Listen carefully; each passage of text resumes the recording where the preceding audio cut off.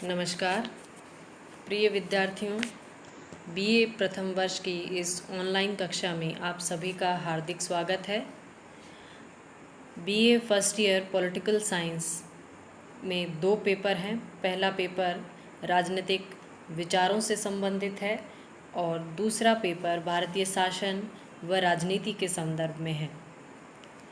आज के इस वीडियो के माध्यम से हम पेपर सेकंड की पहली इकाई फर्स्ट यूनिट शुरू करने जा रहे हैं, जिसका हमारा पहला टॉपिक है संविधान निर्मात्री सभा और भारतीय संविधान। संविधान किसी भी देश का सर्वोच्च कानून होता है जो उस राष्ट्र की शासन व्यवस्था के संचालन का आधार बनता है। भारत में संविधान की अवधारणा भारतीय आज़ादी के आंदोलन के समय से ही बल पकड़ने लगी। 1895 के स्वराज विधेयक में तिलक ने भारत के लिए स्वशासन की मांग की। 1922 में महात्मा गांधी ने कांग्रेस के राष्ट्रीय अधिवेशन में कहा, भारतीय संविधान भारतीयों की इच्छा के अनुसार ही होगा। 1924 में मोतीलाल नेहरू ने भी संविधान सभा के निर्माण की मांग की थी। तो जिस तरह से राष्ट्रीय आंदोलन गति पकड़ता गया, उसके साथ साथ ही भारत में संविधान निर्माण की मांग और भारत के लिए एक संविधान सभा की मांग है वो बल पकड़ने लगी। इससे मांग है ये तेज होने लगी। इधर 1939 से लेकर 39 में द्वितीय विश्व युद्ध प्रारंभ हो गया और ब्रिटिश सरकार ने इस युद्ध में भारत की सहायता के बदले में भारत की संवैधानिक मांग पर विचार करने की बात कही कि यदि भारत द्वितीय विश्व युद्ध में ब्रिटेन का सहयोग करता है तो भारत को आज़ादी देने के संदर्भ में इसके स्वशासन के बारे में सोचा जाएगा। और इसी बात पर चर्चा करने के लिए 1942 में क्रिप्स मिशन है उसको भारत भेजा गया। क्रिप्स मिशन ने पहली बार भारतीयों के द्वारा संविधान सभा है उसकी मांग को स्वीकार कर लिया, लेकिन क्रिप्स मिशन के द्वारा जो प्रस्ताव दिए गए थे उन पर भारत के दोनों प्रमुख राजनीतिक दल भारतीय राष्ट्रीय कांग्रेस और मुस्लिम लीग, दोनों ही दल सहमत नहीं हुए। मुस्लिम लीग की पाकिस्तान की मांग को क्रिप्स मिशन ने ठुकरा दिया था और भारतीय राष्ट्रीय कांग्रेस है वो देसी रियासतों को स्वतंत्र करने के पक्ष में नहीं थी। वो एक सशक्त और शक्तिशाली संघीय सरकार का निर्माण करना चाहते थे, लेकिन क्रिप्स मिशन ने एक कमज़ोर संघ की वकालत की थी। तो ये कुछ बिंदु थे जिनके कारण प्रमुख राजनीतिक दल क्रिप्स मिशन के प्रस्तावों पर सहमत नहीं हो पाए और क्रिप्स मिशन है वो असफल हो गया। इसके पश्चात भारत छोड़ो आंदोलन प्रारंभ हुआ। उसकी वजह से तथा अंतर्राष्ट्रीय स्तर पर बढ़ते दबाव के कारण ब्रिटिश सरकार ने एक अन्य मिशन कैबिनेट मिशन को भारत भेजा, जो 24 मार्च 1946 में दिल्ली आया। कैबिनेट शब्द इंग्लिश का शब्द है जिसका हिंदी अर्थ होता है मंत्रिमंडल।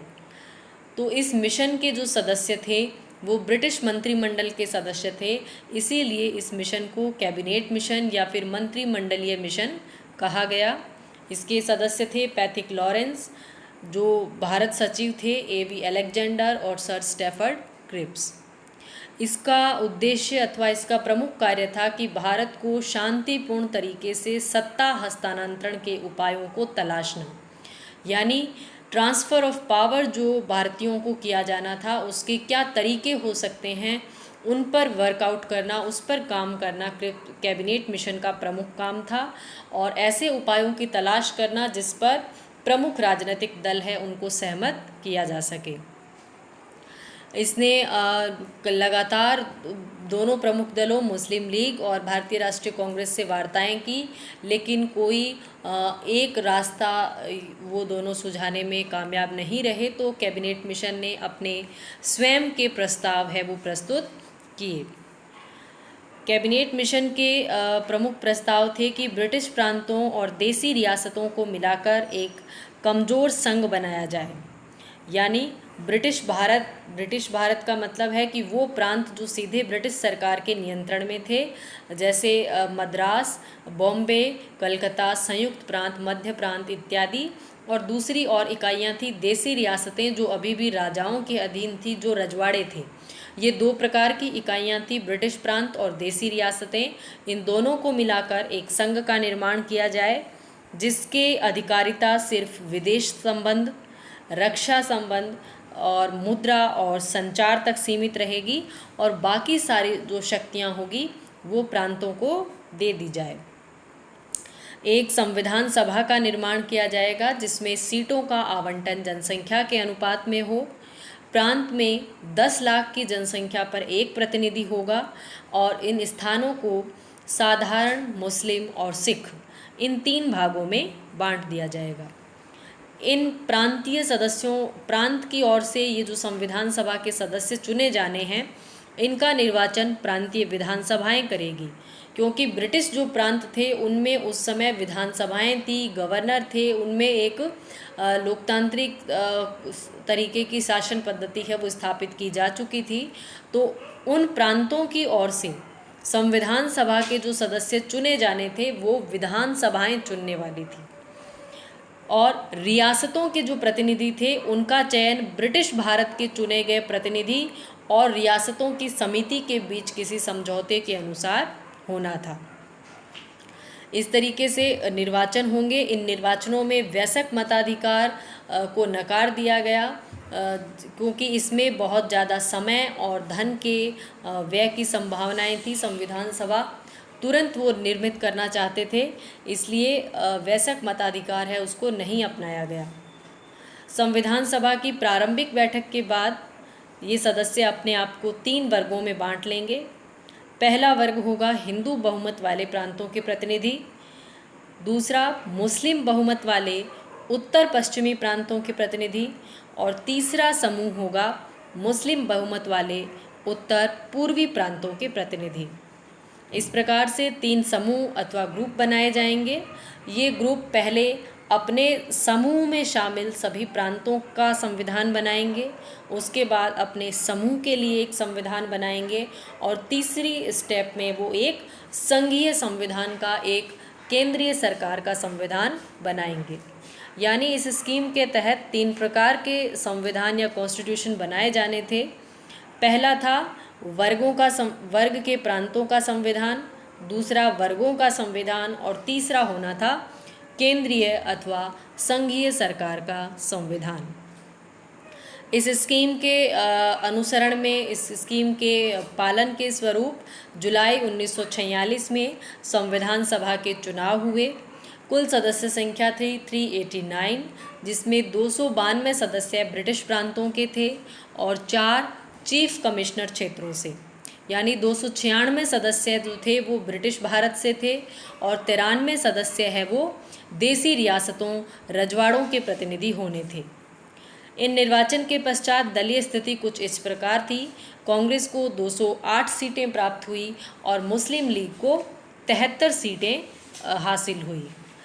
मुस्लिम लीग की स्थिति संविधान सभा में काफ़ी कमज़ोर थी। इसको देखकर मुस्लिम लीग ने संविधान सभा का बहिष्कार करने का निश्चय किया। इसी बीच ब्रिटिश सम्राट ने भी एक घोषणा की कि यदि भारत की संविधान सभा ऐसा कोई संविधान बना लेती है जिसमें जनसंख्या के किसी बड़े भाग का प्रतिनिधित्व नहीं है, तो हिज मैजेस्टी की सरकार यानी ब्रिटिश सरकार उस संविधान को राष्ट्र के उस भाग पर लागू नहीं करेगी। यानी जिस भाग के प्रतिनिधि संविधान सभा में शामिल नहीं होते हैं, उस भाग के ऊपर उस संविधान को लागू नहीं किया जाएगा। तो इस घोषणा ने मुस्लिम लीग की जो इच्छा थी उसको और प्रबल बनाया। यानी मुस्लिम लीग ने इसका ऐसा अर्थ लिया कि यदि हम संविधान सभा में शामिल नहीं होंगे तो इसकी कार्रवाइयाँ हैं वो मान्य नहीं होगी, क्योंकि मुस्लिम आबादी भी देश का एक बड़ा हिस्सा थी। कुछ प्रांत ऐसे थे जिसमें मुस्लिम आबादी बहुमत में थी। तो मुस्लिम लीग का ऐसा मानना था कि यदि हम संविधान सभा में शामिल नहीं होंगे तो राष्ट्रीय कांग्रेस के द्वारा जो संविधान बनाया जा रहा है उसको मुस्लिम क्षेत्रों के ऊपर लागू नहीं किया जाएगा, और हम जो हमारी पाकिस्तान की मांग है उसके और नज़दीक पहुंच सकते हैं। तो इस कारण उन्होंने इस सभा का बहिष्कार किया और लॉर्ड वेविल के स्थान पर माउंटबेटन को भारत का गवर्नर जनरल बनाकर भेजा गया, ताकि वो इस तरह के उपाय करें कि लीग और कांग्रेस के बीच में ये जो डेडलॉक की स्थिति पैदा हो गई है, अवरोध पैदा हो गया है, इस अवरोध को समाप्त किया जा सके और जल्दी से जल्दी भारत को सत्ता हस्तांतरण है वो कर दिया जाए। लॉर्ड माउंटबेटन भारत आए। उन्होंने भी इन दोनों दलों में समझौते करवाने के अनेक प्रयास किए, लेकिन असफल रहे।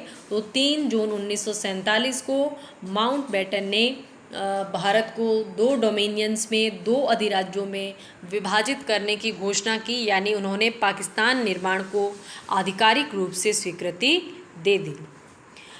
पाकिस्तान निर्माण को स्वीकृति देने का मतलब था कि अब जो संविधान सभा है वो 2 संविधान सभाएं बनेगी, एक भारत की संविधान सभा और दूसरी होगी पाकिस्तान की संविधान सभा। तो पूर्व में जो चुनाव हुए थे उनमें से जो क्षेत्र पाकिस्तान में जाने वाले थे वो सदस्य भारत की संविधान सभा से हट गए थे। अब शेष भारत के जो सदस्य थे उनकी संख्या 324 रही। इन 324 में से ब्रिटिश प्रांतों के 235 सदस्य थे और देसी रियासतों के 79 सदस्य 89 सदस्य है वो संविधान सभा में थे। देसी रियासतों के प्रतिनिधि हैं वो अलग अलग समय पर भारत में इस संविधान सभा में शामिल हुए, क्योंकि ब्रिटिश भारत है उसमें तो निर्वाचन हुए एक साथ, लेकिन देसी रियासतें हैं वहाँ से प्रतिनिधियों का निर्वाचन नहीं हुआ, प्रतिनिधियों को मनोनीत किया गया। तो जिस प्रकार मनोनयन होता गया वो संविधान सभा में शामिल होते रहे। हैदराबाद एक ऐसी रियासत रही जिससे कोई भी प्रतिनिधि संविधान सभा में शामिल नहीं हुआ। डॉक्टर भीमराव अंबेडकर बंगाल से, पूर्वी बंगाल से संविधान सभा के सदस्य चुने गए थे 1946 में, लेकिन अब पूर्वी बंगाल चूँकि पाकिस्तान का हिस्सा बनने वाला था तो वो फिर से बॉम्बे से निर्वाचित होकर भारत के संविधान सभा के सदस्य बने।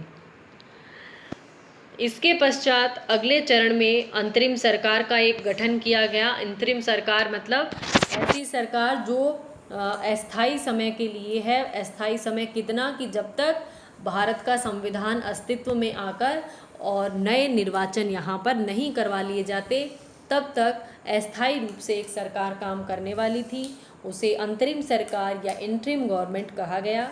इसका गठन 24 अगस्त 1946 को किया गया और प्रधानमंत्री बने इसमें जवाहरलाल नेहरू इस अंतरिम सरकार के मुखिया थे, प्रधानमंत्री थे। इसके पश्चात है ये जो संविधान सभा 324 सदस्यों की बन गई थी। भारत की संविधान सभा 26 जुलाई 1947 को पाकिस्तान के लिए एक अलग संविधान सभा की घोषणा है वो कर दी गई थी। तो अब ये जो भारतीय संविधान सभा थी इसकी क्या कार्यप्रणाली थी, इसने किस तरीके से संविधान का निर्माण किया, उसमें क्या क्या चरण थे। तो संविधान सभा की पहली बैठक है वो 9 दिसंबर 1946 को हुई। 207 सदस्य उस दिन उपस्थित थे और डॉक्टर सच्चिदानंद सिन्हा इस सभा के कार्यकारी अध्यक्ष बने। 11 दिसंबर 1946 को संविधान सभा पुनः समवेत हुई और डॉक्टर राजेंद्र प्रसाद को इसका अस्थायी अध्यक्ष है वो चुन लिया गया। HC मुखर्जी संविधान सभा के उपाध्यक्ष बने। VN राव इसके संवैधानिक सलाहकार थे और प्रारूप समिति के अध्यक्ष डॉक्टर भीमराव अंबेडकर को चुना गया। 13 दिसंबर 1946 को जवाहरलाल नेहरू ने ऑब्जेक्ट रिजोल्यूशन, उद्देश्य प्रस्ताव है वो प्रस्तुत किया। उद्देश्य प्रस्ताव एक ऐसे रिजोल्यूशन को, ऐसे प्रस्ताव को कहते हैं जिसमें संविधान निर्माण के लक्ष्यों को निहित किया गया था। यानी इस संविधान से हमारी क्या आशाएं हैं, हम किस मार्ग की ओर चलने वाले हैं, किन उद्देश्यों को हम प्राप्त करना चाहते हैं। यानी भारत एक संप्रभु संपन्न लोकतांत्रिक गणराज्य होने वाला है। भारत में धर्मनिरपेक्षता पर बल दिया जाएगा। यहाँ के नागरिकों को सामाजिक, आर्थिक और राजनैतिक न्याय की प्राप्ति सुनिश्चित करवाई जाएगी। इस तरह के उद्देश्य हैं उनको इस प्रस्ताव में शामिल किया गया। इस प्रस्ताव पर 19 दिसंबर तक चर्चा हुई और अंततः 22 दिसंबर को इस प्रस्ताव को पारित कर दिया गया। फिर है संविधान सभा में अलग अलग कार्यों के लिए विभिन्न प्रकार की समितियां गठित की गई थी। उनमें संघ संबंधी संविधान समिति और संघ शक्ति समिति के अध्यक्ष थे जवाहरलाल नेहरू। प्रांतीय संविधान समिति, मूल अधिकार और अल्पसंख्यक समिति के अध्यक्ष थे सरदार वल्लभ भाई पटेल। झंडा समिति और कार्य संचालन समिति डॉक्टर राजेंद्र प्रसाद। राज्यों और रियासतों से संबंधित परामर्श समिति के अध्यक्ष भी सरदार पटेल थे। विभिन्न राष्ट्रों के संविधानों का अध्ययन किया गया। विभिन्न उनके जो प्रेसिडेंट्स हैं या फिर विभिन्न उदाहरण जो हमें अनेक राष्ट्रों के संविधानों में मिलते हैं, उनका गहन अध्ययन किया गया। भारत के संविधान में अनेक ऐसे उपबंध हैं जो हमने अन्य राष्ट्रों के संविधानों से लिए हैं। इसीलिए भारतीय संविधान को उधार का बोरा या फिर बैग ऑफ बोरोइंग भी कहा जाता है। तो परामर्श समिति जो थी, जिसके अध्यक्ष थे वी.एन. राव, उन्होंने विभिन्न राष्ट्रों के संविधानों का गहन अध्ययन किया और भारतीय परिस्थितियों के जो अनुकूल प्रावधान थे और अन्य प्रावधान जिनको भारतीय परिस्थितियों के अनुकूल बनाया जाना था, उन फॉर्मेट्स में उन प्रावधानों को लेकर एक ड्राफ्ट कॉन्स्टिट्यूशन या फिर प्रारूप संविधान है उसका निर्माण किया। प्रारूप संविधान यानी संविधान का बाहरी ढांचा या फिर खाका एक है वो तैयार किया गया और इस खाके को प्रारूप समिति ने 21 फरवरी 1948 को संविधान सभा के समक्ष प्रस्तुत किया। इसके पश्चात इस संविधान को प्रकाशित करवाया गया और इस संविधान के 3 वाचन हुए। वाचन मतलब होता है रीडिंग होना। ये वाचन अभी भी संसद में प्रस्तुत होने वाले प्रत्येक बिल के समय किए जाते हैं। उस पर चर्चा करने के ये जो चरण हैं, इनको वाचन कहा जाता है। संविधान का प्रथम वाचन है वो 4 नवंबर 1948 से 9 नवंबर 1948 तक हुआ।